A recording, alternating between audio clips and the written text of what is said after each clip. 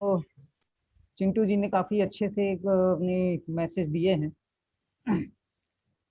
एक बेसिकली जो निकल के आया है कि सक्सेस एक टीम एफर्ट है, टीम वर्क है।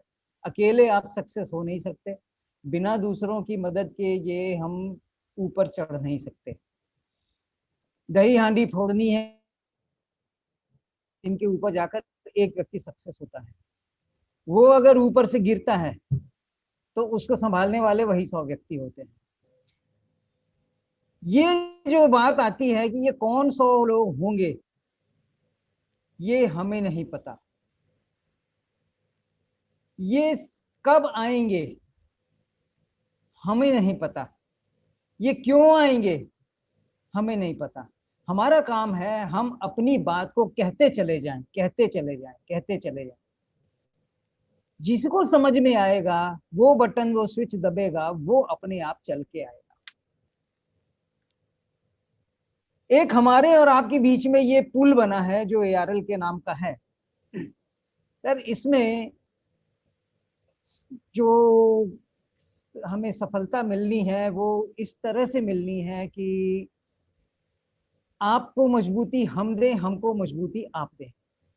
दोनों मिलकर के एक दूसरे को मजबूत करते चलते हैं। नदी किनारे खूंटा गड़ा है, उसमें अगर वो खूंटा मजबूत नहीं गड़ा तो नाव बांधना हमें संभव नहीं लगता। वो खूंटा कितना मजबूत है और वो कितना आपके लिए जिम्मेवार है, रिस्पॉन्सिबिलिटी लेता है, तमाम चीजें इस पर निर्भर करती हैं।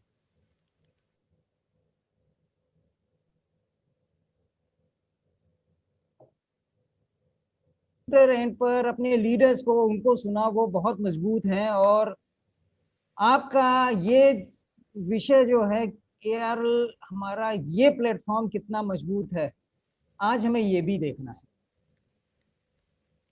कई चीजें हैं, कई इसमें मैटर इसमें आते हैं जो कि हमें दिखाई नहीं देते हैं, जिनको हम जानते हैं। ऊपर से बैठकर हम सब देख रहे हैं, तो वो कुछ फैक्ट्स, कुछ फिगर्स, कुछ आपके सामने लाके मैं रखना चाहता हूं, जिससे कि ये समझ में आए कुछ अपने लीडरों को कि हम जो भी एक और भी एंगल है जिसको कि हम मजबूत करते जाते हैं, जो डायरेक्टली इनडायरेक्टली हमको बल देता है। नेटवर्किंग एक सोशल इंजीनियरिंग मॉडल होता है, समाज की इंजीनियरिंग। रवि जी ने जैसे बताया, हमारा सोशल नेटवर्क है वो बिजनेस सेक्टर में कन्वर्ट करना, यही हमारी ह्यूमन साइकोलॉजी है। ह्यूमन साइकोलॉजिकली हमें इसको बना करके जीतना पड़ता है। नेटवर्क जो है वो आप इसको साफ साफ किसी भी चीज से आप कंपेयर कर लीजिए, किसी भी कंपनी से आप इसको कंपेयर कर लीजिए, जो भी बड़ी कंपनी, छोटी कंपनी जो आपके जहन में आती हो, उसको हम एक ट्रेडिशनल कॉर्पोरेट हाउस कहेंगे और हमारा ये नेटवर्किंग सिस्टम होगा। इन दोनों को देखिए तो दोनों में कोई ज्यादा फर्क उसमें आपको नजर नहीं आएगा। अभी हम देख लेते हैं, तरीका अलग है, चीज वही है, काम वही है। इसमें हमारा एक प्रेसिडेंट होता है किसी भी कंपनी में, और वहां पर नेटवर्किंग सिस्टम में आप होते हैं। ये दोनों के काम एक जैसे होते हैं, लेकिन अब यहां से सब कुछ बदल जाता है। प्रेसिडेंट जो है अपनी टीम बनाता है, एक कंपनी में एक एडमिनिस्ट्रेटिव विंग होता है, एक मार्केटिंग विंग होता है, दोनों को वो अपना वो अपनी टीम चुनता है, एडवर्टाइजमेंट करता है, इंटरव्यू लेता है, और उसके बाद सीनियर मैनेजमेंट अपॉइंट की जाती है, जूनियर मैनेजमेंट आती है, फ्लोर मैनेजर, सुपरवाइजर अपॉइंट होते हैं। तो इस तरीके से ये कंपनी जो है फील्ड रिप्रेजेंटेटिव को लेकर के ये एक हमारा ताना बाना बनता है, और ये ट्रेडिशनल कॉर्पोरेट एक जो है ना स्ट्रक्चर खड़ा होता है, जिस पर कि बिजनेस टिका होता है, जिस पर कि सारी बिजनेस एक्टिविटी होती है, मतलब प्रोडक्ट लेना, प्रोडक्ट बेचना, मार्केटिंग, एक्सपेंशन, कंपनी चलाना, टैक्स देना, सरकार को सब रिटर्न फाइल करना, वो सारी चीजें ये टीम करती है। सर यहाँ पर क्या होगा, आप आए, आपने कुछ लोगों को अपने साथ रेफर किया, कुछ वहां से कुछ और आए, उनके साथ आगे चले, उनके साथ और आगे आए लोग। इस दौरान हमको बीच में इस अपने नेटवर्क में कुछ लोग हमको मिल जाते हैं, जो कि हमको लगता है ये हमारे जैसे हैं। ये व्यक्ति अब आपके यहाँ पर वहां प्रेसिडेंट ने तो तमाम 150 बायोडाटा से छांट करके वाइस प्रेसिडेंट निकाला था। यहाँ हमारे पास बायोडाटा नाम की कोई चीज नहीं होती, किसी के माथे पे नहीं लिखा होता कि वो कोई काम करेगा, किसी को नसीब में क्या लिखा है हमें नहीं पता, विधाता ने लिखा होता है। लेकिन जब हम इकट्ठा कर लेते हैं, जब कोयला इकट्ठा हो जाता है, तो हीरा उसमें से बीच में मिलने की संभावना बढ़ जाती है। ये वही हीरे हैं जो हमको मिले हैं, अर्थात आपका, आपकी ऑर्गेनाइजेशन का ये प्रेसिडेंट है, हो सकता है ये वाइस प्रेसिडेंट हो। ये कैसे है? क्योंकि इसने जिम्मेवारी समझी। चिंटू जी ने जो अभी वो लीडर के गुण बताए, वो सारे गुण इसने नियमतः पालन किए। उसने अपने सीनियर से कुछ उलट के सवाल नहीं किया कि भाई ये तुम्हें तो समझ में नहीं आता, ऐसा कुछ नहीं किया। नेटवर्किंग में एक साफ साफ ये कहा जाता है कि अगर आपने अपनी बुद्धि लगाई कहीं नहीं पहुंचेंगे, अगर आप मूर्ख बने रहे तो यहां सब कुछ मिल जाएगा। यहां पर ये व्यक्ति आइडियल लीडर हैं और ये हमारी ऑर्गेनाइजेशन के वाइस प्रेसिडेंट हुए। इसी तरह कोई जरूरी नहीं ये वाइस प्रेसिडेंट आपको नेटवर्क में कहीं भी मिल सकते हैं। यहाँ नीचे भी एक व्यक्ति हमको यहाँ वाइस प्रेसिडेंट मिल चुका है। ये इस तरीके से हमारा ये नेटवर्किंग सिस्टम बना। अब 1,00,000-1,50,000 लोगों का नेटवर्क सिस्टम किस तरीके से चलता है? ये एमटीसी प्लान पर चलता है। सर एमटीसी प्लान होता है मीटिंग ट्रेनिंग कोऑर्डिनेशन। हम पिछला नेटवर्क हम फिर लेते हैं, वो फिर से हम बनाते हैं उसको नए सिरे से। यहां आप आए, आपने मीटिंग की, मीटिंग मतलब एम, ये कुछ लोगों की आपने मीटिंग की। इसके बाद इन लोगों की मीटिंग आप एक बार नहीं करते, बार बार करते हैं, बार बार करते हैं। और हर मीटिंग में ये आपके जो रंग बिरंगे 5 लोग हैं, ये हर मीटिंग में होने जरूरी हैं, क्योंकि एक बार ये सुनेंगे याद नहीं रहेगा, दूसरी बार सुनेंगे 2% याद रहेगा, तीसरी बार आप इनको डांटिए कि कॉपी पेंसिल लेके आओ, ये क्लास है, यहाँ नोट्स बनाओ। वो नोट्स बना के आप यहाँ पर खड़े हो जाएंगे। नोट्स बनाए उन्होंने, तैयार किया, तो 5वीं बार में आते आते तक यहाँ पर हमको इतने लोगों के बीच में हमको फिर वही हमारे लीडर हमारे जैसे मिल गए। ये हमने इन्हें आइडेंटिफाई किया कि इन लोगों में कुछ वो गुण हैं जो कि इनको भीड़ से अलग रखते हैं। यहां से अब मीटिंग गायब हो जाएगी, आपके लेवल से मीटिंग गायब हो गई, अब मीटिंग यहाँ आएगी। ये लोग 5 बार 6 बार सुन चुके हैं, इनके नोट्स बन चुके हैं, 60-70% नोट्स बन चुके होंगे, 20-30% आपने सपोर्ट कर दिया, मीटिंग इनकी हो गई। कुछ टाइम तक 20-30% सपोर्ट करेंगे, उसके बाद आगे देखते हैं क्या होता है। मीटिंग इन्होंने की, आपके जिम में ट्रेनिंग आ गया, टी, अब आप ट्रेनिंग कर रहे हैं, वो मीटिंग कर रहे हैं। उनके ग्रुप में जो भी उनके जैसे मिलते हैं, आपको अपने जैसे मिले, उनको छांट करके आप ट्रेनिंग सेशन लगा रहे हैं। फिर ग्रुप और बढ़ा और हमें फिर वही नीचे और वहां पर लोग हमको हमारे जैसा मिल गया।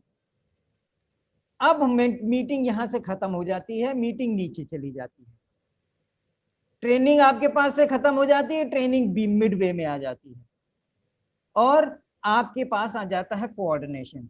अब तुम्हारी मीटिंग यहाँ हो, तुम्हें उसके साथ जाना, वो बिजनेस कोऑर्डिनेशन, नेटवर्क कोऑर्डिनेशन यहाँ पर होता है। इसको एमटीसी ये चलता रहता है, ऊपर से नीचे तक ये फ्लो करता रहता है, उसके नीचे ये फ्लो करता रहता है, नीचे नीचे नीचे नीचे चलता जाता है। तो 1,00,000-1,50,000 का इसमें ग्रुप बनता रहता है, वो सब यहाँ पर एक पूरा निजाम बन जाता है इसमें तैयार होने, मतलब जो संभले रहने का। इसमें एक समस्या और आती है, जब हम, एक आपको खेल याद होगा कि एक घेरे में 100 लोगों का घेरा बना हुआ है, शर्त यह है कि आपको एक बात कहनी है, अपनी बात, और बात आपके कान में कही जाएगी, दूसरा उसके कान में, तीसरा उसके कान में, 100वां आदमी कहेगा तो आम का इमली हो जाता है। इन बिटवीन प्रोसेस में जो है वो नीचे से ऊपर, आपसे लेवल तक नीचे जाते जाते इंफॉर्मेशन डिफ्यूज हो जाती है, वो कम हो जाती है। तो हमें बीच बीच में एमटीसी से अलग जाकर के बीच में हमको शॉर्ट सर्किट करके अपनी मीटिंग को उनके साथ जोड़ना पड़ता है। तो ये बीच बीच में जो आपके सीनियर लीडर ये मीटिंग्स लेते रहते हैं और बीच बीच करते हैं। एमटीसी प्लान ये बड़े बड़े नेटवर्क को इकट्ठा करते हैं, चाहे लाख का हो 10 लाख का हो, ये इसी तरह से चलता रहता है। एयरएल एक इंडस्ट्री लीडर है डिसिप्लिन डायरेक्ट सेलिंग में। डायरेक्ट सेलिंग के नाम पर धोखाधड़ी भी हो रही, हम उनको नहीं समर्थन करते। उनके अलावा हमारा पास हमने डिसिप्लिन डायरेक्ट सेलिंग को एक मिशन बनाया और अपने इंडस्ट्री को, इस नायाब इंडस्ट्री को बचाने के लिए हमने बहुत काम किया। हमारे पास 28 साल पुराना अनुभव है, थिंक टैंक है। जब से भारत में डायरेक्ट सेलिंग सन 94 से शुरू हुई थी, कंपनी के प्रमोटर्स इस इंडस्ट्री से तभी से जुड़े हुए हैं। रवि जी हैं, दिनेश जी हैं, मैं हूं, हम लोग सन 94-95 से इस इंडस्ट्री में जुड़े हुए हैं और उस दिन से आज दिन का जो अनुभव हमने इकट्ठा किया वो हमारा एक बहुत बड़ा एसेट है इस कंपनी का, जो किसी और के पास नहीं है। तमाम लोग आए और वहां पर वो बाद में आए और उन्होंने इंडस्ट्रीज को बिजनेस की तरह देखा, और इसको, जबकि ये बिजनेस नहीं है, ये एक सोशल सर्विस है। हमने इसको सोशल सर्विस की तरह लिया। आज जिन हालातों में बहुत सी कंपनियां बंद हो गई हैं, हमारी सोच और समझ कुछ ऐसी है, हम इसे बहुत आगे तक ले जाने के लिए पूरे तरह तैयार हैं। हमने देखा बहुत बड़ी बड़ी कंपनियां थी और कुछ कंपनियां बंद भी हुई हैं क्योंकि वो उनके अंदरूनी हालात ठीक नहीं है। हमने इस उद्योग को बहुत उतार चढ़ाव से गुजरते देखा है, इसलिए हम ये जानते हैं कि किस जगह पर हमें कहाँ क्या काम करना है। जब कानून आनून नहीं थे, इंडस्ट्री आ गई है, एक नया सा सीन आया, यहाँ पर नई इंडस्ट्री आई, हम लोग नए टाइम से जुड़ गए, उसको हमने देखा, तो उसके लिए हमने, तो जब 2008, 9, 10 तक ये आते आते जरूरत पड़ी कि सरकार के साथ बात करने की, तो सरकार कंपनियों से तो बात करती नहीं है। हमने एक FDSA, federation of direct selling association बनाई, जिससे कि हम अपनी इंडस्ट्री को बचा सके। अगर आप fdsa.org का ये पेज खोलेंगे तो यहाँ आपको यहाँ पर होम पेज मिलेगा, जिसमें कि ये समझना है कि हमारे लीडर्स डिस्ट्रीब्यूटर को इसका महत्व क्या है, आपके लिए ये क्यों फायदेमंद है। FDSA में ARL आपकी एक फाउंडर मेंबर है। जब हम मेंबरशिप पेज खोलेंगे तो आप देखिए यहाँ पर 4 कंपनियां दिखाई देती हैं। इन 4 कंपनियों में से एक हमारी दूसरी ARL है। वहां आपको ये स्टेटमेंट लिखी हुई मिलेगी, FDSA की स्थापना के बाद उद्योग के लिए संघर्ष कर रही उन 4 कंपनियों को फाउंडर मेंबरशिप से सम्मानित किया गया, जिन्हें भारत में डिसिप्लिन डायरेक्ट सेलिंग के FDSA मिशन के लिए अपने संसाधनों को समर्पित किया। हमने अपने रिसोर्स दिए। रिसोर्स में क्या दिया? हमने कुछ पैसा दिया, हमने कुछ रिसोर्स दिए, हमने टाइम बहुत दिया। सन 2011 से लेकर 2016 तक हमने अपना टाइम दिया, ARL ने, और ये सभी कंपनियां फेलो मेंबर हैं और इनकी फाउंडर मेंबरशिप हमेशा बनी हुई है। हम यहाँ परमानेंट स्पेस लेकर बैठे हुए हैं। सन 16 में 16 अक्टूबर 2013 को हमको ये सर्टिफिकेट हमारे ये प्रेसिडेंट AP रेड्डी जी हैं, जो जगन रेड्डी जी जो हमारे अभी चीफ मिनिस्टर हैं तेलंगाना के, उनके भाई हैं, ये इसके प्रेसिडेंट हैं, इन्होंने हमको ये सर्टिफिकेट दिया और ये हमारी एक ताकत बनी है। ARL पॉलिसी मेकर्स के साथ भी काम कर रहा है। सरकार की ये वेबसाइट में प्रेस इंफॉर्मेशन ब्यूरो का आप ये पेज देख लीजिए, आप 29 जुलाई 2016 का, वहां पर आपको ये फोटो मिलेगी जिसमें कि सेक्रेटरी और सरकार के साथ हम लोग बैठे हैं और पूरी वहां पर बातचीत हमने की है। डायरेक्ट सेलिंग के दिशा निर्देशों को अंतिम रूप देने के लिए माननीय श्री रामविलास पासवान जी के साथ FDSA के प्रतिनिधिमंडल की बैठक हुई है। इस बैठक में हमने बहुत कुछ, इसमें हमने अपना चीजें फाइनल की और इसके बाद सुनहरा दिवस जो आया, ARL आपकी कंपनी उसके सूत्रधार है, इंडस्ट्री को सुरक्षित किया, आपके लोग, आपकी जनरेशंस को इंडिया में यहाँ पर एक वो कानून बने, एक्ट में बने, वो सब चीजें हुई।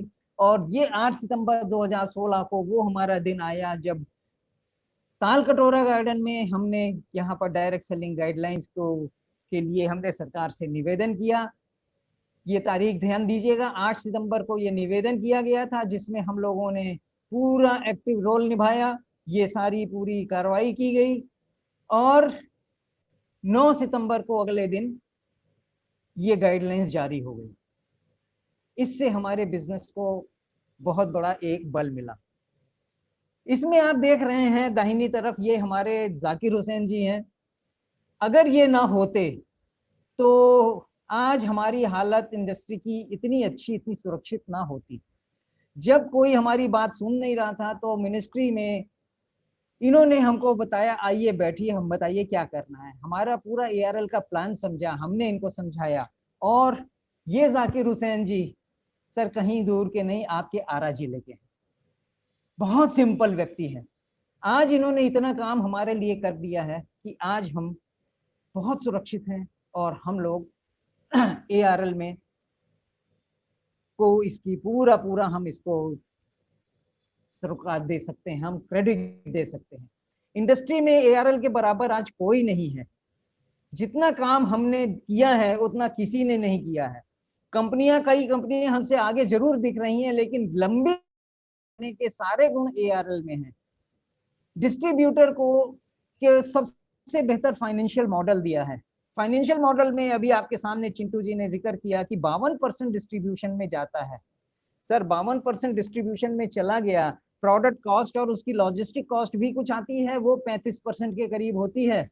तो 52 और 35, 80, 3, 85, तो 87% जो है ये कंपनी नेटवर्क में डाल रही है, कंपनी बिजनेस में डाल रही है। 13% में कंपनी अपने आप को सस्टेन करती है। ये बिल्कुल बहुत ही हेल्दी रेशियो है डिस्ट्रीब्यूटर के लिए भी, क्योंकि मैंने देखा है कि बहुत बड़ी बड़ी विदेशी कंपनियां 52 के बजाय केवल 21-22% बांट रही हैं।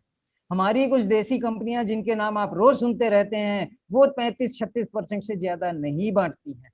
तो जितना कम नेटवर्क में बटेगा उतना ज्यादा वो अपने ऊपर खर्चा करेंगे और उतने बड़े बड़े ऑफिस बनाएंगे। हमारा ऑफिस आपकी जैसा है, छोटा सा है, लेकिन हम काम बड़ा कर रहे हैं। ये सबसे बेहतर फाइनेंशियल मॉडल है। सबसे ज्यादा रेवेन्यू देने वाला अकेला फाइनेंशियल मॉडल जो है इसमें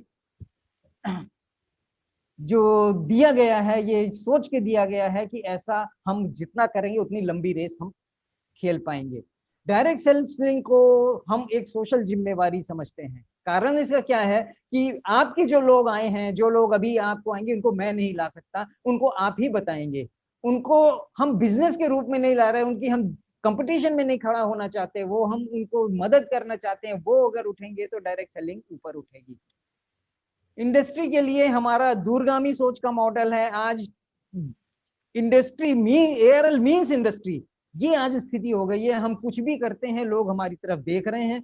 हम कैसे हैं, हम कितनी देर टिके रहते हैं, ये भी देख रहे हैं। हमें समय के साथ अपने आप को बदलता रहना पड़ता है और वो हम करते आए हैं। और एक से एक बात, इस इंडस्ट्री में, इस कंपनी में हमने इतने साल का निचोड़ तमाम कंपनियों के अच्छे अच्छे पॉइंट लेकर के समय समय पर हम इसको लाते रहे हैं। हमसे आगे कुछ कंपनियां जरूर चली गई पीछे, कोई बात नहीं, लेकिन क्या है, लेट राइजर जो है वो बहुत फायदे में होता है। पटना में मेट्रो बन रही है ना बिहार में, आप वो देखिए, अगर ये आज से 100 साल, 50 साल, 70 साल पहले बन गई होती तो इतनी अच्छी मेट्रो आपको ना मिलती।